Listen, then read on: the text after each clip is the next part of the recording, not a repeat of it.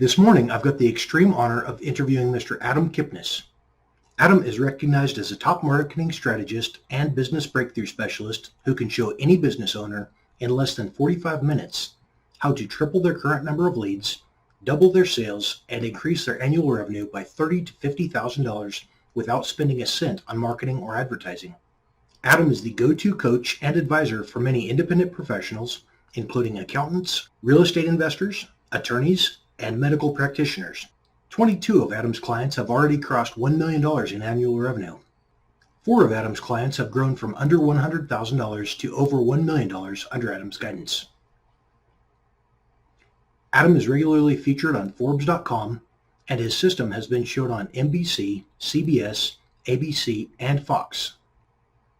He is also the host and creator of the podcast, The Entrepreneur's MBA. Adam, I actually finished listening to a podcast with you this morning on the Conscious Millionaire. Very, very good insight you've shown. Yeah, I appreciate it. Hopefully I can bring some of that knowledge to your listeners and your community. Appreciate it. Well, good morning. Let's get started. What is your personal definition of success? For me, it's to do what I want, where I want. The biggest thing, location freedom.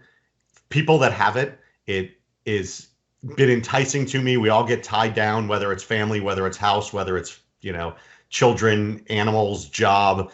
We get tied down to a certain location. So regardless of the amount of money I have, if I have the ability to do what I love to do wherever I happen to want to do it that day, that'd be my ultimate success.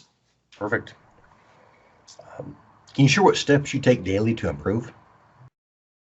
Yeah, so I'm a big reader. I'm also, my wife and I are big seminar junkies. So because we don't have kids, we, instead of taking vacations, we'll go to personal development seminars, sales seminars, a bunch of the different events, and just gain a lot of knowledge. And I can take that knowledge into my head, use it for myself, and use it for my clients. So both of us are really big in what can I learn and how can I translate that to ultimately my clients, which is where most of the information goes. I take something in, I figure out, oh, this fits you here. I pull that little nugget out and deliver it to my clients. So it's reading and it's seminars and learning from achievers and people that have done more, know more, or have heard more than I have, and utilizing that in my life.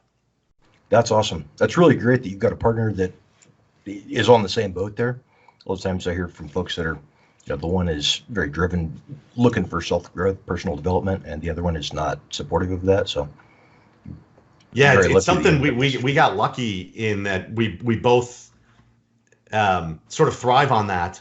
And once you get into that world, whether it's personal development or whether it's going to conferences, you start to see the same people. So you start to see a lot of like-minded people that also go to the same things. And you'll see them at one in, LA, and then you'll be in Florida, or there'll be something in Phoenix. And all of a sudden you have a whole new group of friends and community just from going to events. That's what we found. So now it's more than just our own development. Now it's like, oh, we get to see old friends and learn at the same time. So I think we just got lucky that appeared in our lives. That's awesome. I just got back from speaking at an event at Caesar's Palace in Las Vegas. Oh, very cool. It's pretty neat. I've been there for years as a guest, but it's kind of neat this time having the same 50 different people that I see, over and over at different shows, and them coming up this time, go to this A-grade seminar. And it's kind of a neat thing to have made those friends just from being to the seminars numerous times. So, yeah, and it's cool when you go from being an attendee to being a speaker, yep. Right? My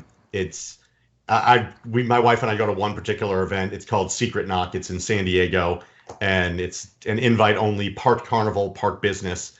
And we went as guests for a long time. And then, we got to know the people and they got to know what we do. And then we both got to be on stage at different times. And all of a sudden it's like, wow, I know what it's like on that side. Now this is pretty cool on this side.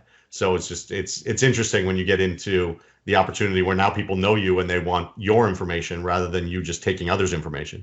That's awesome. Let me ask you another question here. What is your advice for someone making an important decision? So I have a process, and I use this in a number of different ways with my clients. but I call it the 4 questions to ask before making any decision. Question number 1, is what I'm about to do going to get me paid? Right? Business and life is all about revenue. Is this thing going to get you paid? Question number 2, is what I'm about to do going to serve my purpose? And that purpose could be spiritual, it could be religious, it could be feeding or changing the world, it could be making people healthier. For me, it's about helping as many people as I can find an additional $30,000 to $50,000 in new revenue, because I know what that can do for a business. So does it get you paid? Does it serve your purpose? Number 3, does what I'm about to do need to be done by me?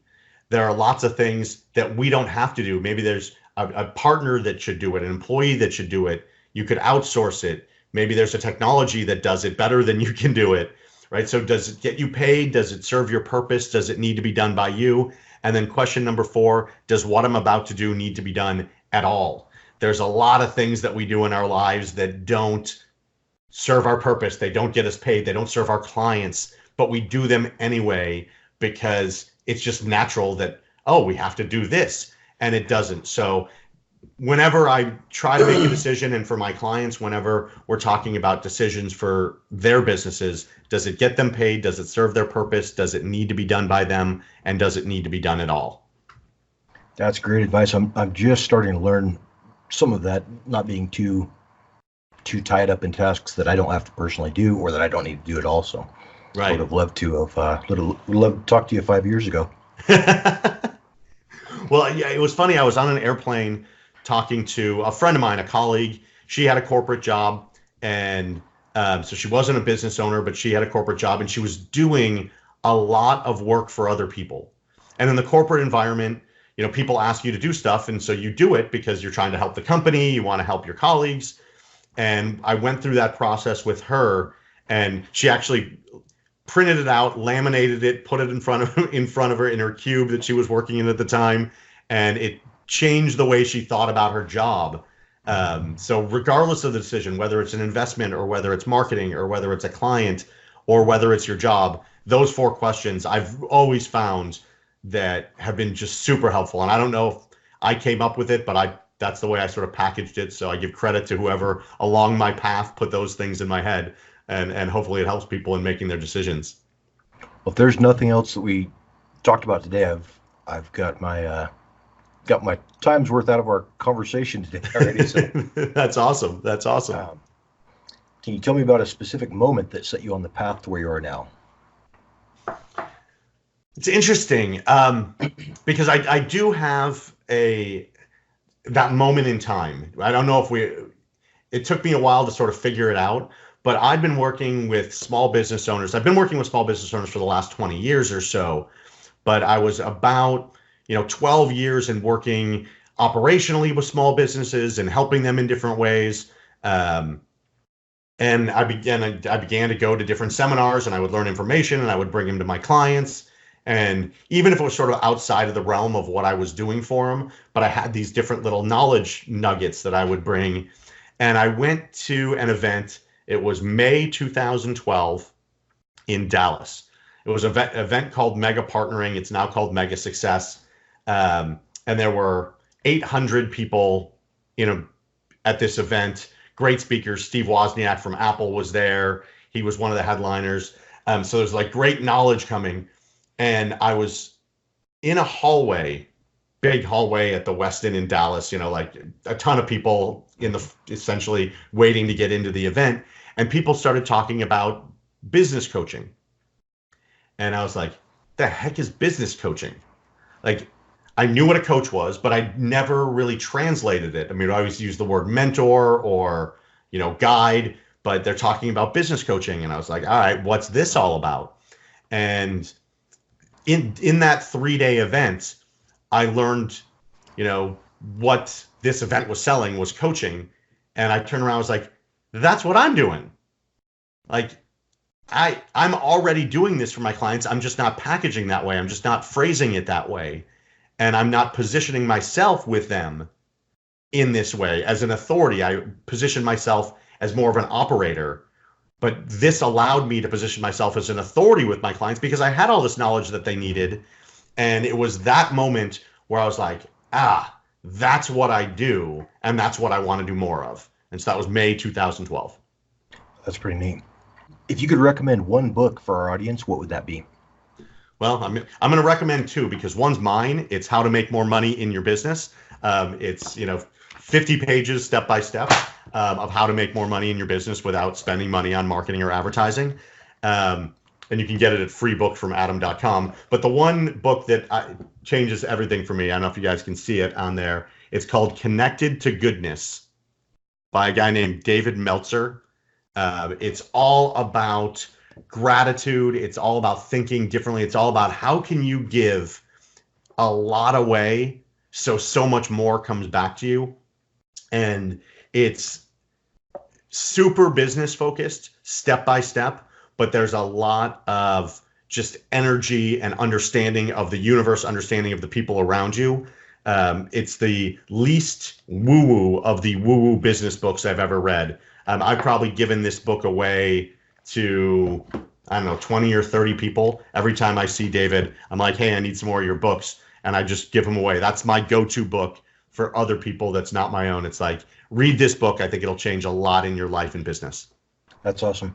Now, is your book available on Amazon and other sites like that, or is it?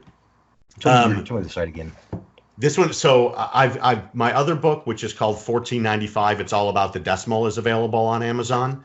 And this one I just give away. You can get it at Freebook from Adam. You can, message me and I'll send you a signed copy. It's just, this is how I can package myself and say, hey, you want to learn anything about me and what I do? I'd love for you to hire me, but here's, step by step for those of you who want to give it a go and get after it right away. Read that book. It's 8 steps on messaging and partnering and understanding the sales process that's easily implementable for anybody in any business. I wrote it in a way that you can take it and you can do it the next day.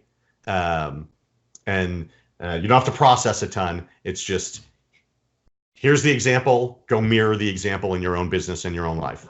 Very cool. I'll definitely get a copy. I've got a couple of retail stores that I own. I would like to definitely go through that book a few times. Yeah, very cool. Yeah, hopefully it'll help. I mean, it's anything I can do. I'd love to come on shows like yours, and because if I give it all away, I know that it's coming back in some way, shape, or form. And so I want to give as much knowledge to you and to your listeners and to your audience as possible. I sure appreciate it, Adam. Yeah. Hey, what character traits do you value the most in others? Character traits that I'm most in others, I would passion is the one that is the one I love the most. Obviously, I want people to have integrity. I want people to be trustworthy. But passion, I did a podcast episode on the Entrepreneur's MBA with a guy who's passionate about email. I didn't know that was a thing. I mean, we all get email. We all read our email. He is passionate about email, and he sits up at night. How can I make emails more relevant? How can I get my clients' emails read? That's what he's passionate about. And when we were doing the interview, you could hear it in his voice about, like, he is so excited about making email better. So no matter what it is, whether it's knitting or whether it's business or whether it's football or tennis or email, when people are passionate about something, I'm drawn in. Like in that interview, I was sucked in to how to make email better. So passion, I think, would be the number one thing. That's great. That's awesome. Here's a little bit tougher question. How do you push through tough times? I think I'm a big, most of what I do with my clients is strategic planning. It's taking a step back and taking a look at the business, getting in a room with a whiteboard and mapping out a business. And so for myself, a lot of it is, it's such a tough question to answer, but it's really stepping back. It's taking a step back from the situation or from my own head. No matter what's going on in my life, good, bad, or otherwise, I know I've got it better than 99.9% of the world. And So my tough times aren't that tough. They're momentary. So take a step back, take a deep breath, and know that, everything in the world is temporary, and this too shall pass. I like that. I'm not going to say I'm great at it, but that's what I'd like to try and do. I like it. What's something that inspires you? So again, coming back to that, other people's passions is really inspirational. But I think seeing people do things that I'm maybe too scared, too nervous, too novice to do, it used to piss me off, honestly. I'd be like, oh my God, how does that person have, 50,000 followers on Instagram and I don't? I think I'm a pretty big deal, right? And it used to piss me off and be like, what, why them? And somewhere along the way, probably from some of the books and some of the people I've met, I'm like, if them, why not me? Right? I kind of turn it. So when people do things that I'm unwilling or have been unwilling to do, it's so inspirational because it's so easy. Like starting my own podcast or being on your podcast. Like there's a ton of people out there who are terrified to do it, but it's so easy once you do it. And other people had podcasts, so I was like, I can do that. Now I've done 80 episodes and I've interviewed, business leaders. Kevin Harrington from Shark Tank was on my podcast. It was like, other people do it, so I can do it too. And that's super inspirational for me. So I love to see other people's success. And rather than being brought down by it, it actually brings me up, that it's actually much easier if you just say, okay, they did it. Here's how they did it. I'll just do what they did and I'll have the same thing. That's great. That's a great outlook to have. Yeah, it's not, the brain is a funny thing, right? It takes us in different directions, but just looking for the good in situations has really changed a lot of my outlook and my success, not only with myself, but for my clients. My clients are more successful when I think in a positive light because they can do whatever they want. And rather than being mad at them that they didn't do their homework or they didn't follow the plan, it just inspires me to figure out, all right, let's figure out a way that they will. There's a point, though, too, when you have to drop a client that just will absolutely not follow instruction or won't expect you to do everything the right. Oh, yeah. I mean, there are people that are wonderful people, but they're just never going to do what they want. And it's whether or not it's part of the plan or whether it's not a part of what I say, whatever their want isn't really what their want is. Because if it was, they would do the work. Right. And so there are clients that I've had to let go. There are clients that have just sort of transitioned away because not that I'm a super genius, but I've done this with enough companies and I've brought in enough partners and people to support my clients that I know the knowledge is sound. I do my best and try 2 or 3 different ways if I can't get through. But sometimes it's just maybe I'm not the right voice. I mean, if you think about sports, there are great football coaches that get fired at the end of every year because it's not the right voice anymore. Same thing with sometimes my clients. Maybe I'm not the right voice anymore and they need someone else to get to where they want to go. That's awesome. I had interviewed Navy SEAL sniper Jeff Wobig. He's at SEAL Team 5, SEAL Team 7, a very accomplished Navy sniper. And he had kind of the same thing.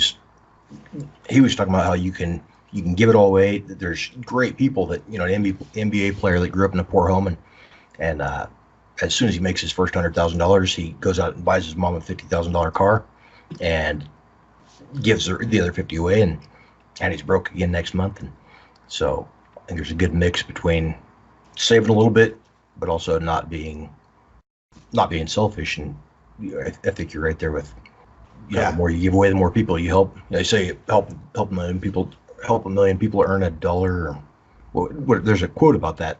About helping enough people, you get what you want. Yeah, you get what you want. So one of the things in this Connected to Goodness book that David wrote, he says that he wants to give away $100 bills in order to get $20 back. And he knows if he gives away enough $100 bills the 20s are going to start multiplying. So he doesn't expect as much back as he gives, but he knows if he gives it away, it's all going to come back at some point. And I can't say we're all perfect at that, but if that's what we strive to do, give everything away because you're getting something back. I want to give $100,000 worth of knowledge to my clients and charge them $10,000 to do it, right? They win, I win, everybody wins. So hopefully we can live our lives that way. Hopefully I can live my life that way, and then help your listeners, help you, help the people that I come across in my life. I love that. That's awesome. Okay, what advice would you give to your 18-year-old self? Oh, this one's easy because I had an opportunity and I screwed it up.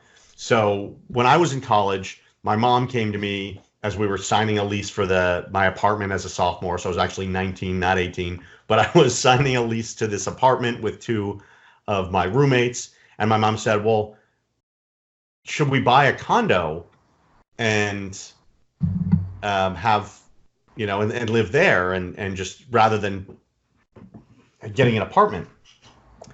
And she wasn't a real estate person and she didn't know a lot about real estate, and I didn't know anything about real estate. I was 19 and I was like, oh, that sounds hard. What if when I'm only going to be here 4 years, what if we lose money? What if I can't sell it?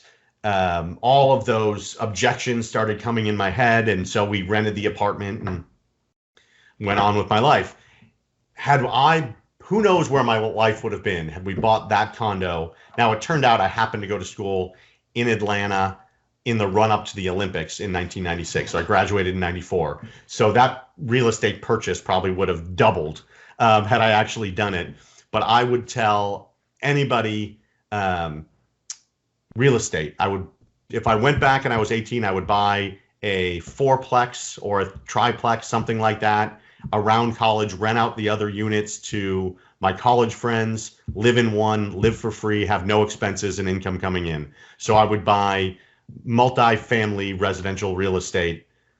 That's what I would tell any 18-year-old, because that can change your life. Even in downturns, you can get income coming in and can set yourself up with more mailbox money than working for a paycheck. So that's what I would tell myself. Perfect. That's great. Well, this has been a great interview. I really appreciate you taking the time, and I'll get on and sign up so I can get that free book and check out your stuff on Amazon as well. Yeah, I appreciate it. I appreciate your time. I mean, I love that you gave me the opportunity. You've got a big audience on all the different social media platforms, and you've got your stores. And I appreciate you just carving out a little time for me to share and to give me a platform to talk to other people, hopefully help everyone that you know. So I really appreciate it. It's really kind of you to do. Absolutely. Thanks again. Yeah, you got it.